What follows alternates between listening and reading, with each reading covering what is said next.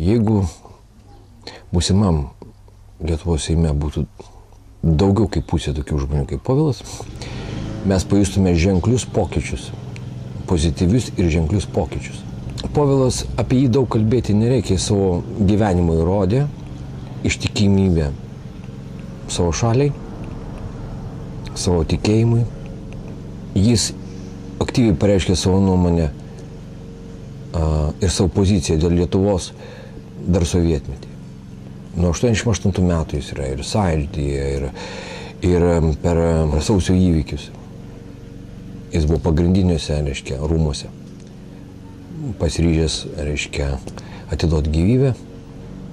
Kai dalis, dabar ir jo, buvusių viršininkų paliko tą naktį tos namus, tą paskutinę tvirtovę. Todėl jo tikėjimas yra stiprus, aiškus yra. Tai žmogus, principingas, tai žmogus dalykiškas, tai žmogus besilaikantis žodžio. Prieš duodamas žodį jis gerai pasvers, nes jis žino, kad jo reikia laikytis.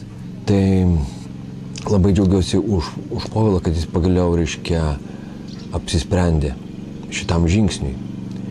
Nes patikėkit, ką sakau, jeigu tu neatstovauji kokiai nors grupiai, vienam pasiryžti kauti su tuo. Tai reikia milžiniškos pasitikėjimo, drąsos ir energijos.